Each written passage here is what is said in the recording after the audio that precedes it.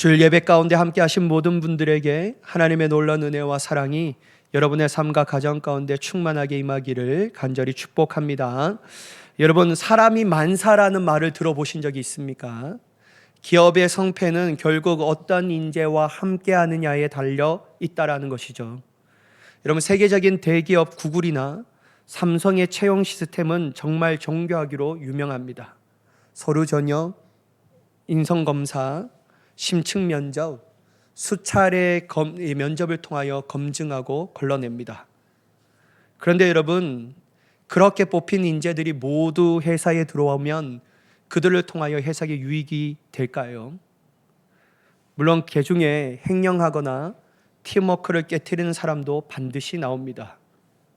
왜 그럴까요, 여러분? 인간의 시스템은 이력과 능력은 검증할 수 있어도 그 깊은 곳에 있는 마음의 중심까지는, 미래의 변절까지는 깨트려 볼 수 없기 때문입니다. 여러분, 교회도 마찬가지예요. 교회에서 사람을 세울 때 인간적인 방법과 생각, 필요에 따라 세우면요, 결국 시간이 흐르고 지나면 문제가 일어나기 시작합니다. 그래서 오늘 저는 여러분들과 이러한 은혜를 좀 나누고자 합니다. 하나님께서는 왜 사람을 세우시는가? 그리고 어떠한 방법으로 어떠한 직무를 맡겨주시는 건가?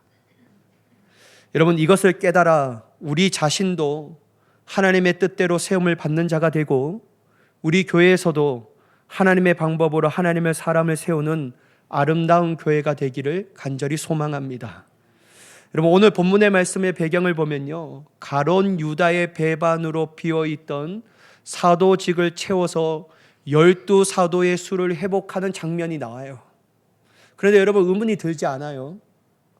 왜 11명으로 가면 되지 뭐 굳이 12명의 사도로 맞춰야 하는 것일까? 여러분, 여기에 대해서 너무 길게 설명하지는 않겠지만 간단하게 나눈다면요, 가장 중요한 이유는 이 숫자 12가 가지는 상징성이 있기 때문이에요. 여러분, 구약에서는 야곱의 아들이 몇 지파죠? 12지파입니다. 12지파는 어떤 것을 얘기하냐면요, 하나님의 백성 전체를 상징하는 거예요. 또한 신약에서는 예수님이 사도를 몇 명 세우죠? 12사도를 세웁니다. 이 뜻은 뭐냐면요, 교회가 새로운 영적 이스라엘임을 보여주는 거예요. 따라서 사도가 11명만 있다는 것은 이스라엘, 즉 하나님의 나라의 백성이 불완전하거나 깨졌다라는 의미를 가지고 있어요. 그래서 오순절 성령 강림을 앞두고 하나님의 나라의 새 공동체가 온전히 회복되었음을 선포하기 위해서라도 12라는 10이라는 숫자를 채워야만 했습니다. 여러분, 두 번째 이유는요, 다른 게 아니라 성경 예언의 성취 때문에 그래요. 여러분, 사도 베드로는 마띠아 사도를 세울 때 인간적 필요가 아니라 구약 성경의 예언을 근거로 제시해요. 그게 바로 사도행전 1장 20절 말씀인데요, 함께 보도록 하겠습니다. 시편에 기록하였으되 그의 거처를 황폐하게 하시며 거기 거하는 자가 없게 하소서 하였고, 또 일렀으되 그의 직분을 타인이 취하게 하소서 하였도다.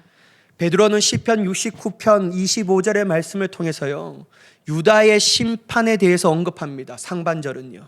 그리고 후반절은요, 시편 109편 8절로서 후임자의 선출의 정당성에 대하여 언급해요. 다시 말해서 유다의 배신과 그 자리를 다른 사람이 채우는 것은 우발적인 사건 처리가 아니었어요. 하나님의 섭리와 예언된 말씀이 성취되는 과정이라고 할 수 있다는 거예요. 여러분, 우리가 이것을 볼 때 무엇을 중요시 여겨야 합니까? 효율을 따지고 능률을 세우며 그런 것들만 가장 중요시하는 것이 우리에게 있어야 합니까? 여러분, 그게 보다 훨씬 더 중요한 게 있어요. 뭐냐면요, 하나님의 말씀대로 순종하는 거예요. 여러분, 잠언 24장 6절의 말씀인데요, 한번 보세요. 같이 보겠습니다. 너는 전략으로 싸우라. 승리는 지략이 많음에 있느니라. 여러분, 전략은 하나님이 주신 지혜의 영역이에요. 근데 여러분, 너는 전략으로 싸우라라는 것은, 이건 여기 말하는 전략은요, 인간적인 방법과 생각입니다. 근데 여러분, 승리의 지략은 하나님의 지혜입니다. 하나님의 방법과 그분의 뜻대로 하는 것만이 승리할 수 있다는 것을 얘기해요. 물론 여러분, 하나님의 뜻대로, 하나님의 방법대로 할 때 우리 안에 어떤 의문이 드냐면, 이거 너무 비효율적인데? 라는 의문이 들 때가 있어요. 이렇게 하면 능률이 오르지 않을 건데? 라고 하는 의문이 들 때가 있습니다. 그러나 여러분, 예수님께서 당신의 핏값을 주고 사신 교회는요, 인간적인 계산기를 두드리며 그 계산값을 결과로 중심으로 하는 세상의 공동체와는 전혀 달라요. 여러분, 교회는 인간적 계산기를 두드리며 나아가는 것이 아니라 하나님의 무엇의 계산기를 두드려야 합니까? 은혜의 계산기를 두드려야 하는 거예요. 말씀의 계산기를 두드려야 합니다. 왜요? 교회는 하나님의 것이니까 말이에요. 그래서 오직 교회는 하나님의 말씀대로 움직이는 하늘나라의 공동체가 되어야 할 줄 믿습니다. 사랑하는 여러분, 교회 안에서 능률과 효율을 따지지 말고 오직 하나님의 말씀이 이 교회 가운데 중심이 되기를 원하는 우리 모두가 되기를 예수님의 이름으로 간절히 축복합니다. 여러분, 본문 22절의 말씀을 함께 보도록 하겠습니다. 한번 같이 읽어보도록 하겠습니다. 시작. 항상 우리와 함께 다니던 사람 중에 하나를 세워 우리와 더불어 예수께서 부활하심을 증언할 사람이 되게 하여야 하리라 하거늘. 여러분, 사도 베드로는요, 유다를 대신하여 우리와 함께 있던 사람 중 한 사람을 세워야 한다라고 말씀하셔요.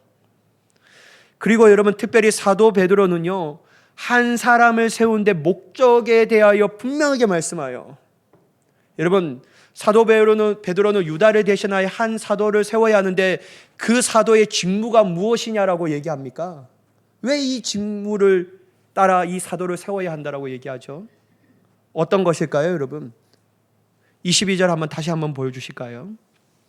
여러분 보세요. 22절 뭐냐면요, 우리와 더불어 예수께서 부활하심을 증언할 사람이 되게 하여야 하리라. 다시 말해서 사도의 직무는요, 단순히 윤리와 도덕을 가르치는 것이 아니었어요. 어떤 문제를 해결하기 위하여 그 해결한 방편으로 사람을 세운 것도 아니었습니다. 사도의 직무는 한마디로 예수님이 부활하셨다라는 전하는 것이 가장 중요한 본질의 직무였다라는 거예요. 부활의 증인입니다. 복음의 증인이었다라는 거예요. 왜 사도들은 이것을 사도의 직무의 가장 중요한 본질이라고 생각하신 것일까요? 그것은 다름이 아닌 바로 예수님의 직접적인 명령이었기 때문입니다. 누가복음 24장 46절 48절 말씀을 보도록 하겠습니다. 또 이르시되 이같이 그리스도가 고난을 받고 제3일에 죽은 자 가운데서 살아날 것과 너희는 이 모든 일의 증인이라. 여러분 한번 보세요. 예수님이 분명하게 말씀하셨어요. 자신이 고난을 받고 제3일에 죽은 자가 가운데서 살아날 것이라는 십자가의 사역과 복음의 능력에 대해서 얘기합니다. 부활의 능력에 대해서 얘기해요. 근데 여러분, 이것을 얘기하고 48절에 너희는 이 모든 일에 뭐라고요? 증인이다 라는 거예요. 또한 여러분, 사도행전 1장 8절의 말씀도 함께 보시겠까요? 한번 같이 보시도록 하겠습니다. 오직 성령이 너희에게 임하시면 너희가 권능을 받고 예루살렘과 온 유대와 사마리아와 땅끝까지 이르러 내 증인이 되리라 하시니라. 여러분 보세요. 예수님께서 승천하시기 전 제자들에게 부여하신 최대의 명령 또한 복음의 증인이었고, 또한 여기서 부활의 증인으로 이 땅에 살아가는 것을 얘기하고 있습니다. 다 증인이에요, 증인. 그래서 여러분, 사도행전에 나온 사도들은요, 그와 함께한 모든 제자들과 성도들은 이러한 증인된 삶을 살아갑니다. 먼저 사도 베드로를 보실까요? 그가 성령의 충만함을 받고 예루살렘에서 설교할 때 그 핵심이 뭐냐면요, 바로 부활의 증인으로 선포하는 거예요. 사도행전 2장 32절의 말씀인데요, 우리 한번 같이 읽어보도록 하겠습니다. 시작. 이 예수를 하나님이 살리신지라 우리가 다 이 일의 증인이로다. 여러분, 사도 베드로 또한 예수님의 부활의 증인된 모습으로 성령 감림 후에 예루살렘의 복음을 전하는 겁니다. 다른 거 안 전해요. 윤리적 삶을 살아가야 된다. 종교적 열심이 있어야 된다. 뭐도 해야 된다. 이런 말 하지 않습니다. 너희가 예수님을 죽인 살인자이다. 그러나 하나님께서 죽은 자 가운데서 예수님을 3일 만에 부활하게 하셨다. 우리가 이 일의 증인이다. 라고 얘기하는 거예요. 또한 여러분 사도행전 2장 32절의 말씀은 사도행전 26장 16절의 말씀은 또 한번 보실까요? 같이 읽어보도록 하겠습니다. 시작. 일어나 너의 발로 서라. 내가 내게 나타난 것은 곧 내가 나를 본 일과 장차 내가 내게 나타날 일에 너로 종과 증인을 삼으려 함이니라. 여러분, 이건 사도 바울의 말씀입니다. 사도 바울에게 예수님께서 부활하신 예수님이 나타나셨어요. 어디에서요? 여러분 대답 안 하실 거예요. 진짜 어디에서 사도 바울이 예수님을 만났죠? 다메섹상입니다. 부활하신 예수님의 음성을 듣게 돼요. 예수님이 사도 바울에게 얘기한 것이 이것입니다. 내가 너로 이방인의 사도로 세움을 주는데 너는 복음의 증인, 부활의 증인으로 나아갈 것이다 라는 거예요. 여러분, 사도 바울이요 1차, 2차, 3차 전도 여행을 할 때 교회를 세우는 것이 주된 임무였습니까? 아니에요. 여러분, 선교하는 게 주된 이유였어요? 아니에요. 뭐로 살아가는 게 주된 임무였습니까? 복음의 증인된 삶. 다시 말해서 부활하신 예수님을 믿게 하고 하는데 선포하는 그 이방인의 사도로 부름받았다라는 거예요. 사랑하는 여러분, 오늘날은 사도가 없어요. 여러분, 사도 없어요. 없습니다. 그러니까 여기 사도 있다라고 말하는 교회 가면 큰일 납니다. 그 이단입니다. 사도 없어요. 그러나 여러분, 우리 모두가 사도들이 했던 일들을 해야 하는 사람인 것은 분명해요. 하나님께서 그러한 일로 우리를 아름다운 그리스도인으로 세워주신 줄 믿으시기 바랍니다. 그렇다면 우리는 날마다 예수님이 부활하셨습니다라는 증인으로 살아가는 것은 분명해요. 이것이 하나님께서 우리를 그리스도인으로 세우신 이유와 목적이라는 거예요. 복음의 증인으로 살아갈 때 하나님께서 우리를 그리스도인으로 부르신 이유와 뜻에 부합한 삶을 살아간다라고 할 수 있는 겁니다. 만약 여러분 교회가 복음을 전하지 않고 윤리와 도덕을 얘기해요, 그리고 건강과 성공이라는 번영의 복만 얘기해요, 여러분 절대로 그런 교회 가지 마십시오. 여러분 절대로 그런 교회 가면 안 됩니다. 복음을 얘기하지 않고 부활을 얘기하지 않고 십자가를 얘기하지 않는 교회는 가면 절대로 안 됩니다. 여러분, 그거는요 하나님께서 이 땅 가운데 당신의 피값주로 쓰고 세우신 교회의 뜻과 방법에 부합된 교회가 아닙니다. 분명히 얘기하잖아요. 교회는 뭐를 전해야 된다고요?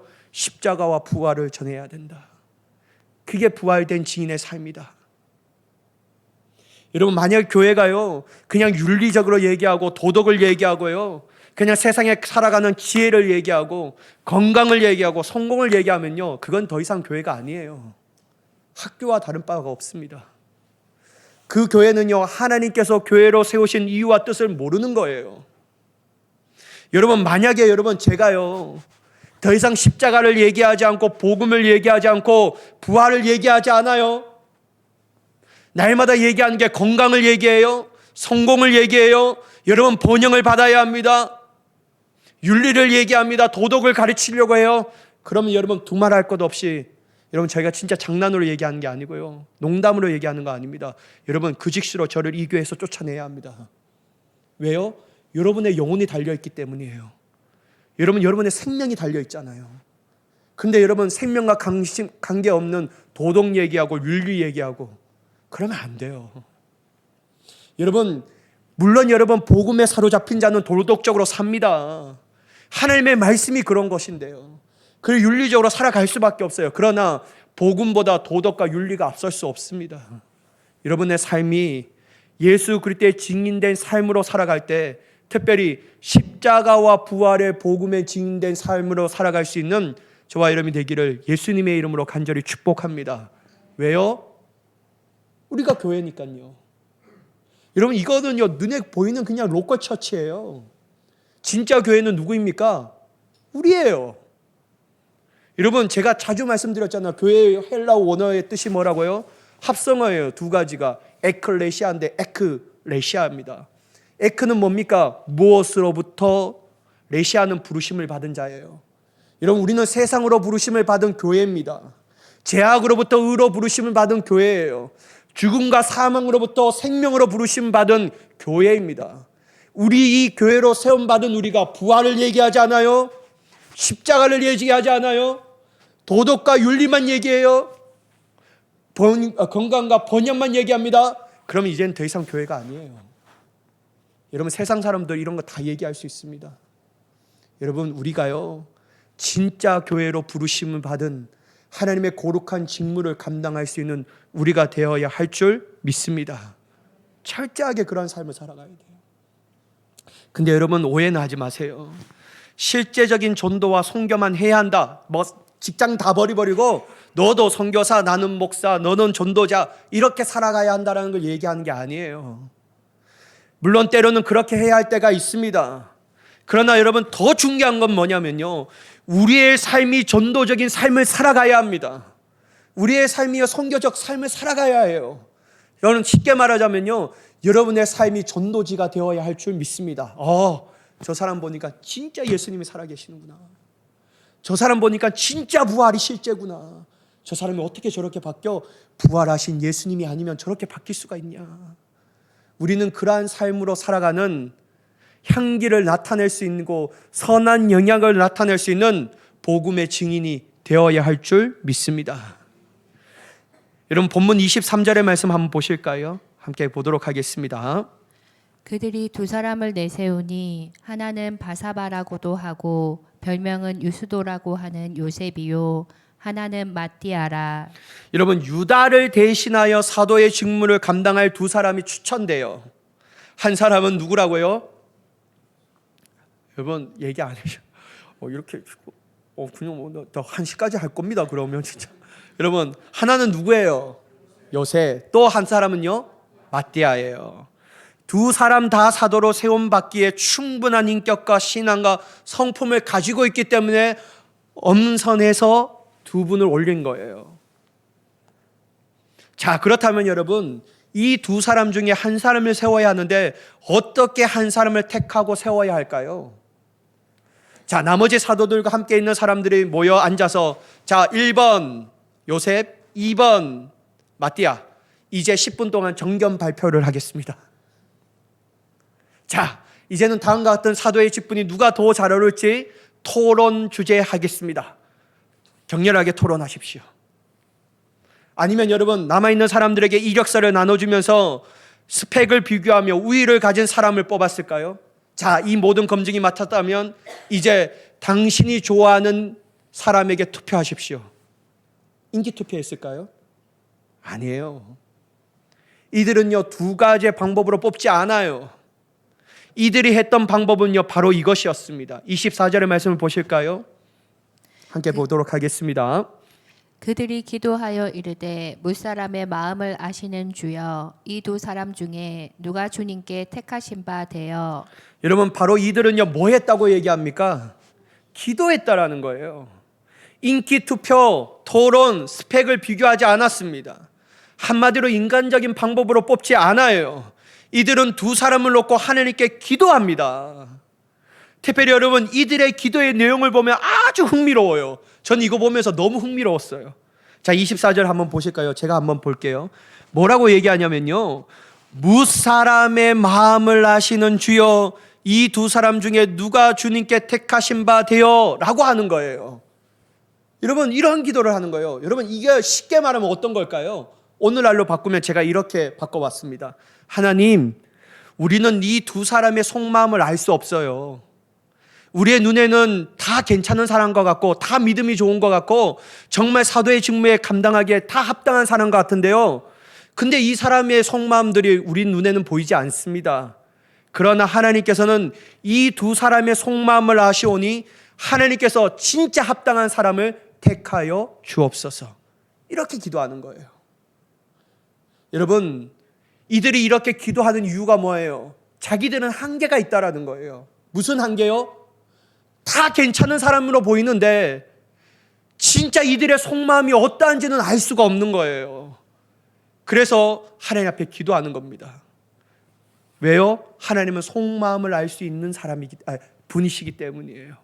여러분 잠언 16장 2절의 말씀인데요. 한번 같이 읽어보도록 하겠습니다. 시작. 사람의 행위가 자기 보기에는 모두 깨끗하여도 여호와는 심령을 감찰하시느니라. 여러분, 사람이 보기에는 자기가 괜찮은 사람이라고 생각해요. 저 사람 괜찮은 사람이고 이 사람도 괜찮은 사람이에요. 근데 하나님 볼 때는 아니올시다 할 수 있는 거예요. 왜요? 하나님은 심령을 감찰하시기 때문이에요. 자, 시편 7편 9절의 말씀 보도록 하겠습니다. 악인의 악을 끊고 의인을 세우소서. 의로우신 하나님이 사람의 마음과 양심을 감찰하시나이다. 여러분, 우리는 악인을 제대로 끊을 수 있어요, 없어요? 의인을 제대로 세울 수 있어요, 없어요? 못 세워요, 여러분. 여러분, 우리는 분명히 악한 사람이라고 생각하는데 이게 의로운 사람이 될 수 있고요. 정말 괜찮은 사람이라고 생각하는데 아닌 사람도 있어요. 우리의 이게 한계예요. 근데 여러분, 악인의 악을 끊고 의인을 세울 수 있는 분은 누구셔요? 하나님이에요. 그것도 완벽하게 말이에요. 왜요? 하나님은 사람의 마음과 무엇을 감찰하신다고요? 양심을 감찰하셔요. 여러분, 사람은 몰라요. 아무리 능력 있고 스펙 좋고 신앙이 진짜 좋아 보이는 사람이라고 할지라도 그 사람이 영 아닐 수도 있는 거예요. 왜요? 우리는 그렇게 볼 수 있어요. 그게 우리의 한계예요. 우리는 그 마음의 중심이 어떠한지도 알 수 못해요. 여러분, 저도 괜찮은 사람일까요? 대답하지 마세요, 여러분. 저도 때로는 아니오시다 라고 할 수 있어요. 여러분, 제가 예전에도 언급했던 예화가 있는데요. 여러분 보세요. 제가 들었던 예화인데요. 제가 아는 호주에 큰 이민교회가 있어요. 여러분, 그 이민교회 정말 컸거든요. 근데 이 목사님이 이제 은퇴를 앞두고 후임 목사님을 천빙해요. 여러분, 교회의 기준이 있어요. 여러분, 교회는 어떤 후임 목사님이 오기를 원할까요? 첫 번째, 지적으로 똑똑했으면 좋겠다. 그래서 여러분, 거의 신학 박사 있으면 좋겠다라는 거예요. 그래서 이런 박사학위를 있는 분 왔으면 좋겠다. 두 번째는 뭘까요? 설교를 잘했으면 좋겠다라는 거예요. 다들 이런 기준으로 생각하고 교회 후임 목사님을 오기를 원합니다. 요즘은 여러분, 제가요 참 희한한데 진짜 교회가 이러면 안 되는데, 여러분, 요즘 어떤 것까지 요구하냐면요, 목사 안에 생활 기록부까지 요구합니다.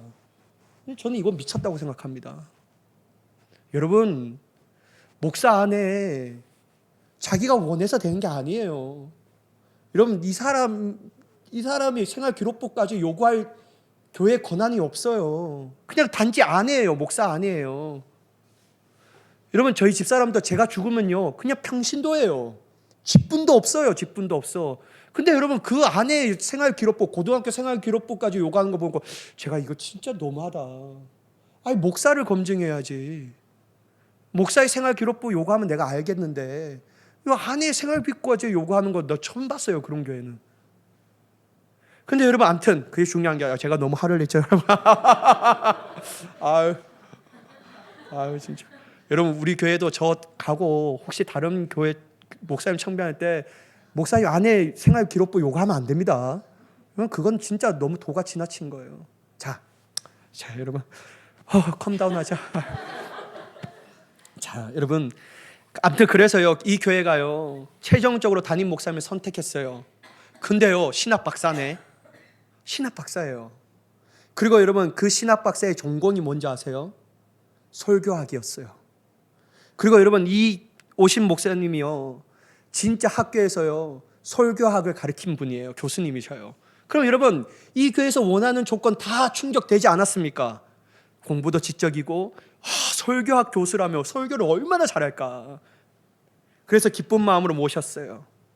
근데 여러분 보세요, 교회가 얼마 가지 않아서 이 목사님 때문에 두 조각 났습니다. 자기들이 기준을 뽑았던 목사님인데요, 이 목사님 때문에 교회가 반쪽 난 거예요. 그리고 나머지 교인들은, 목사님 싫어하는 분들은 다 나가서 다른 데 개척했습니다. 겉으로 알 수 없어요, 여러분. 보이는 게 다가 아니에요. 여러분, 성경은 우리에게 이러한 사건을 분명하게 말씀하셔요. 이스라엘 모든 장로가 라마에게 있는 이스라엘에게 사무엘에게 찾아와 다음같이 요구해요. 사무엘상 8장 5절의 말씀인데요, 한번 보세요. 그에게 이르되 보소서, 당신은 늙고 당신의 아들들은 당신의 행위를 따르지 아니하니 모든 나라와 같이 우리에게 왕을 세워 우리를 다스리게 하소서 한지라. 여러분, 그들은요 사무엘의 늙음과 그들의 아들들의 타락의 명분을 삼아 다른 나라들처럼 왕을 요구합니다. 왕을 주셔서 당신 너무 늙었고 안 돼요.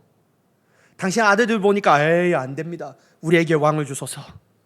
근데 여러분, 사도 사무엘이 이 얘기를 듣고 너무 가슴 아파하는 거예요. 여러분, 이스라엘의 진짜 왕은 누구예요? 하나님이셨어요.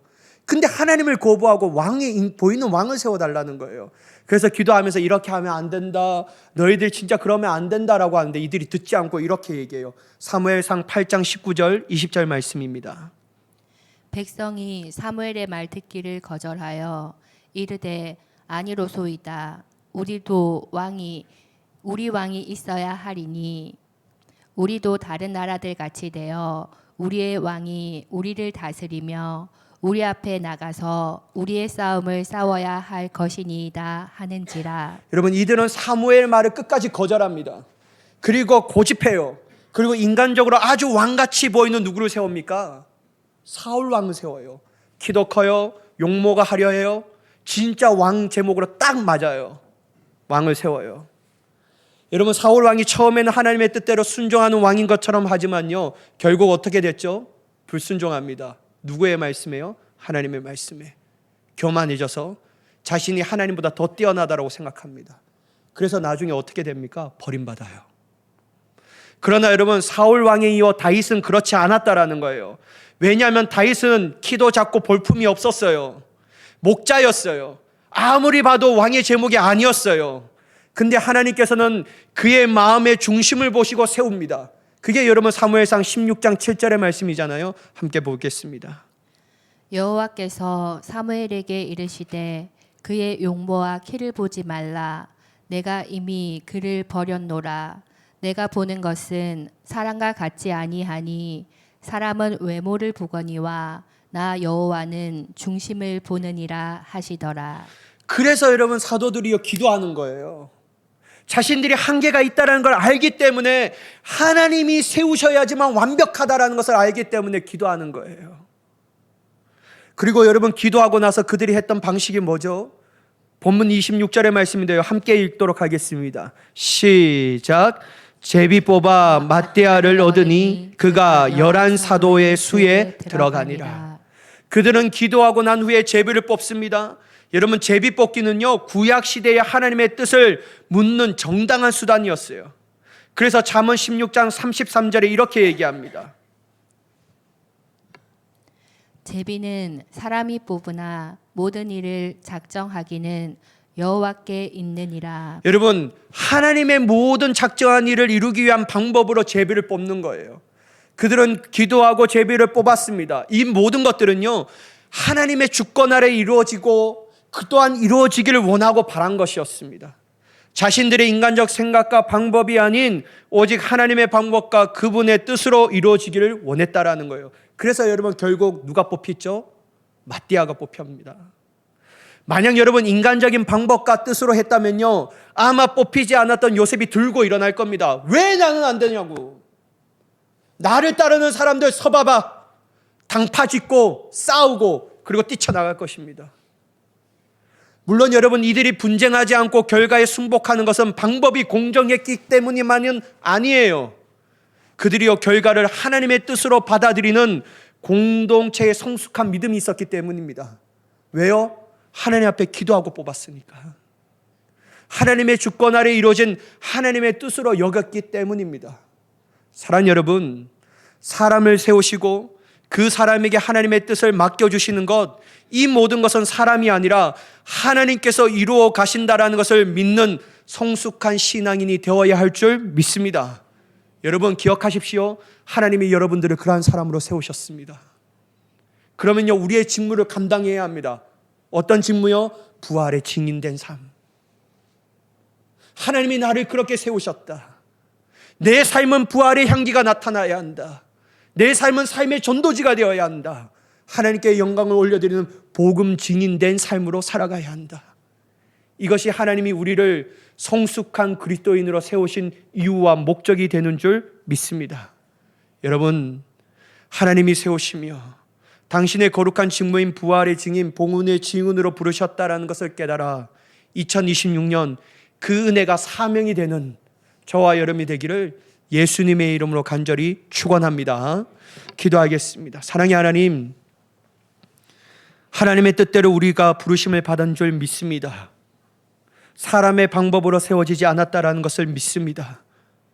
주님, 이제는 내가 하나님 앞에 거룩한 그리스도인으로 부르심을 받았사오니 우리의 삶이 복음의 전도지가 되게 하여 주시옵소서. 전도적인 삶을 살아가게 하시옵소서. 선교적 삶을 살아가게 하여 주시옵소서. 하나님이 높임받고 사람들에겐 기쁨과 평안을 전하며 나아갈 수 있는 우리가 되게 하여 주시옵소서. 우리의 심령까지도 감찰하신 하나님, 주님 앞에 불의한 것들이 있다면 다 벗어버리게 하시고 오직 하나님께 세우기에 합당한 존재로서 주님의 은혜 가운데 온전히 세워지는 우리가 되게 하여 주시옵소서. 그렇게 역사하실 하나님을 간절히 기대하오며 예수님의 이름으로 기도드리옵나이다. 아멘.